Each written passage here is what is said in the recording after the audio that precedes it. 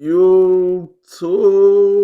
What up, YouTube? It's your boy number 4, and you know I got my ski. All right, gang. Today we're back with another video. This is part 6, I believe, of the mini murders of Lil Durk. You know what I'm saying? This is part 6. I ain't gonna talk too much, man. Y'all know what's going on if y'all been keeping track. If not, then go tune in to 1 through 5. You feel me? No cap, but make sure you like the video and make sure you subscribe to the channel, gang. When I wrote to 200 subscribers, gang. Hit that subscribe button and like video. Let's do it. Hey, in life shit, I don't really need nobody. I don't really even need nobody. I'ma take off, but they ain't tryna see me grind. All them niggas tryna see me behind them. I just want to roll, said fuck all the time. It just been me in the booth, nigga grind. These niggas be snake, all these fuck nigga grind. Telling the truth and they stay in the hospital. Adding an eerie layer to this tragedy, Lil Durk would be on Instagram Live when the news of Von's shooting broke, with fans flooding the comments letting Durk know what happened, and after seemingly reading these messages, Durk would abruptly end the live.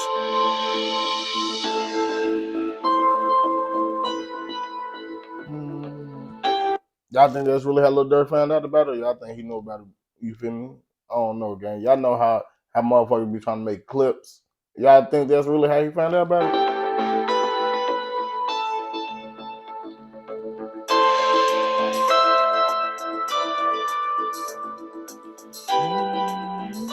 The hours that followed saw a media frenzy as tributes and reactions poured in. Durk took to Instagram to mourn his close friend, sharing a heartfelt post where he simply told Von he loved him. But while Durk was grieving, unfortunately, the internet wouldn't be kind to him, as in the midst of Durk mourning the loss of his friend, who was known as one of Chicago's most feared gangsters, who never let a violation go unchecked, online, the phrase "slide for Von" would become synonymous with Lil Durk amongst fans of drill music, popularized by none other than Rainbow Head rapping snitch 6ix9ine. The trolling and troll-looking rapper commented on Lil Durk's tribute post for Von how Durk had first lost Newski and now Von, and that he was still just rapping, telling him to go and pick up a gun instead. 6ix9ine would continue his provocations during an appearance on DJ Academics' Off the Record podcast, accusing Durk of knowing who killed Von and doing nothing about it.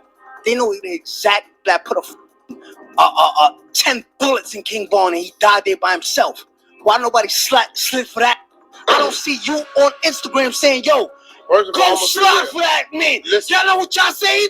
Yo, y'all want the crash out. Y'all want no. Hold on. Hold on. Wait, hold on. Go hit that kid at me. Hold on. Why this not shooting that kid? Let me be real with you. I don't see you on Instagram saying, yo. I remember this interview. You feel me? I remember that one. Durk, listen, slide for me. I discovered King Von. Whatever happened to 6ix9ine? Well, I'm saying, what the fuck is he doing nowadays? No, I don't want to talk about King Von. So why is Durk not sliding? I don't know no politics. Listen, why is this not sliding on the how you know? Fans would quickly adopt the "Slide for Von" slogan, using it relentlessly to troll Durk in the months following Von's death. Durk would respond to the "Slide for Von" narrative, stating that none of them slid for their people, so that they should stop talking about killing to him. However, at this point, it seemed like every post that Durk made on social media will become the target for comments demanding retribution for Von. People on Reddit would hold polls asking whether or not they believed that Durk would slide for Von, with the results showing a near-even split, 53% voting no, and 47% expecting vengeance. On December the 24th, 2020, Durk would release his much-awaited album, The Voice, which he would dedicate to King Von. The album would peak at number 2 on the Billboard Hot 100, and on January the 10th, 2021, he would tease a deluxe version that would later drop on January the 29th, 2021 with 12 additional tracks. Despite the losses that he was suffering, Durk's career still had an incredible momentum like he'd never seen before. During 2021, he would be featured on multiple hit songs, such as No More Parties remix by Coi Leray, which reached number 26 on the Hot 100, Every Chance I Get by DJ Khaled, which hit number 20, No Return by Polo G that hit number 26, Sharing Locations with Meek Mill peaking at number 22, Jonah with Kanye West hitting number 27, In the Bible, another collab with Drake that hit number 7, and Who Wants Smoke with Nardo Wick going number 17 on the Billboard Hot 100. Durk was hot, and he was quickly becoming a fan favorite in the rap game. Genuinely, it was this hot run that made him the voice of the streets. However, despite all the success he was having in the music industry, clearly being at a loss in the streets was still having an impact on Durk's mindset, and he would even hint at the way that he was thinking in his new music. On October the 15th, 2021, Durk would release the emotionally charged track Piss Me Off, where Durk made it clear that he couldn't find peace until revenge was achieved, before following through with a promise of retribution. The music video for the song would show Durk far away from the studios and clubs of Atlanta, but actually back in his home turf in Taytown's Hood on 59th and Princeton. But in the meantime, rapper NLE Chopper would say in an interview with DJ Academics that he had actually tried to convince Durk not to retaliate musically. When after this happened with Von and all that, a lot of all that was happening, bro, I was the one really in bro ear, like, you know what I'm saying? I don't want to be this person in your ear to say, to be like, know what I'm saying? Let this chill. Like, don't move on it. But bro, I'm gonna be that person to let you know, bro. Like, this cycle we in as black men is a never ending cycle. Cause at the end of the day, bro, we one person. We got one conscious mind. That's why when I'm thinking something, they might be thinking the same thing. Cause at the end of the day, out of us being black, white, Hispanic, whatever, we are a human being and we are one race.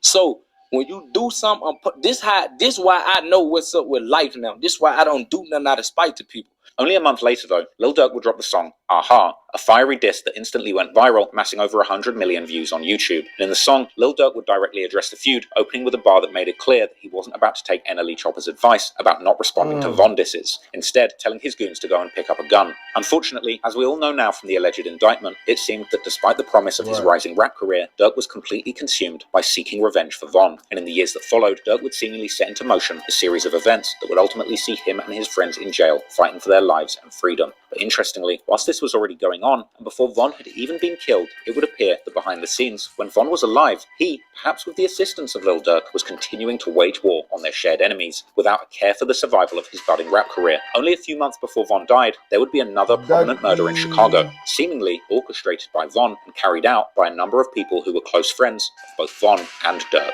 And with Von being dead by the time these charges came to light, Durk would end up being the biggest name associated with the murder. And with Von's death still going unavenged at this point, Durk would seemingly continue to carry the torch, doing exactly what Von did, using his music and lyrics as a megaphone to tell the world about him and his crew's murderous ways, laying the groundwork for the authorities to build up a picture of Durk and Von as violent kingpins, using their fame and money to have anyone they didn't like killed without a care. And I'm of course talking about the murder of FBG Duck.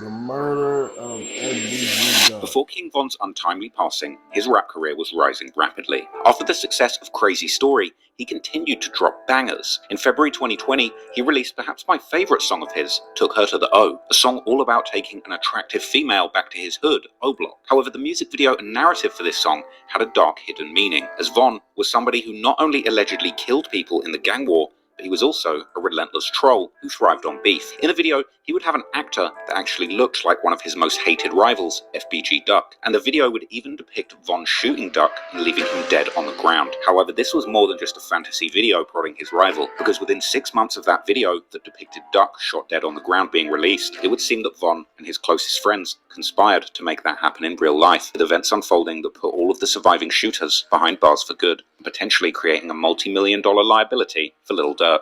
As everyone following the drill scene likely knows by now, FBG Duck's murder was allegedly part of a long-running beef between two gang sets from the south side of Chicago. Duck's set, STL-EBT, sometimes referred to as 63rd or Tuckerville, largely identified as gangster disciples. On the other side is O-Block, who were primarily black disciples, this being the set where the majority of Duck's convicted killers hail from. A deadly feud between these two factions, who exist just a stone's throw away from each other, stretches back more than a decade, particularly throughout the 2010s, when this feud would claim the lives of many young men in the area, with Redditors speculating that at least 10 people lost their lives in this deadly beef. But to understand exactly how Lil Durk became part of this beef, we have to go all the way back to the beginning. Some of the first mentions online about the beef between STL-EBT and O-Block, or Wig City as it was known then, date all the way back to the early 2010s, although likely the beef had already started in the late 2000s. However, as already alluded to earlier, this war was never just between these two sets, but rather between numerous gang sets whose affiliations and rivalries were commonly based on their overarching gang identities, these being the gangster disciples and the black disciples, or the GDs versus the BDs, with sets like O-Block, Lamron, 600, Front Street, and TYMB being clicked up on the BD side, while sets like STL, EBT, Gyro City, Taekwon World, MOB, and Brick Squad would form an alliance on the GD side.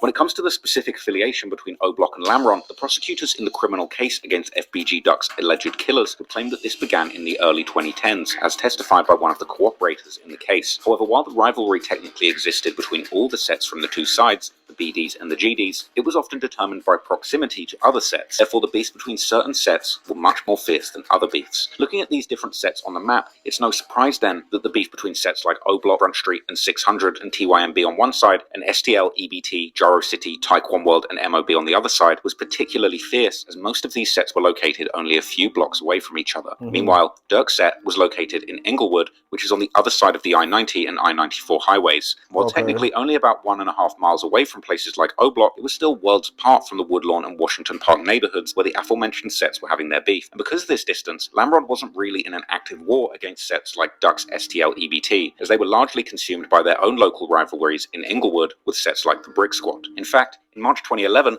Lil Durk would feature in the song We Ball, which also featured members of the rap group Buck 20 Brick Boys. One of these members being the rapper Billionaire Black, who's even pictured around Lil Durk at this time. However, Billionaire Black was at this point already heavily affiliated with rival sets. Okay, I ain't know that Billionaire Black and Lil Durk was cool at one point in time. You feel me? I didn't know that. I didn't know that, gang. Like STL, EBT, and Jaro City, and only 2 months later, Billionaire Black would make the song E-Day Is You Serious, together with none other than FBG Duck himself, this song being a diss towards the rapper E-Day from the 600 set, who on the other hand, was already at this point clicked up with Durk's Lamron crew, rapping in his song What Up from April 2011, how he's throwing up L's for Lamron with Durk's good friend Chief Wook. After this debacle, it seems that Durk and the rest of Lamron would quickly make their affiliation with the BD side known, and even get somewhat involved in the rivalry against the GDs in Woodlawn and the Washington Park neighborhoods, because as mentioned earlier, later that same year in October, Lil Durk would get arrested together with Lil Reese due to an investigative alert, which was allegedly due to a shooting that had happened in late August 2011, where 4 teens had gotten shot in Woodlawn, with one of these allegedly being FBG Butter, a member of STL EBT and a good friend of Duck. FBG Butter would be a big part of this early beef, particularly between STL EBT.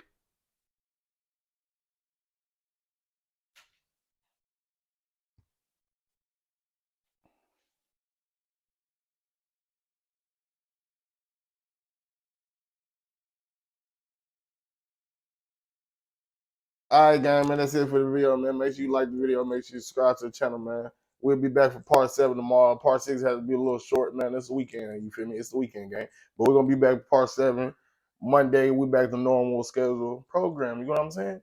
But make sure you like the video. Make sure you subscribe to the channel. Click on one of these right here, man. I'm gone. Ski.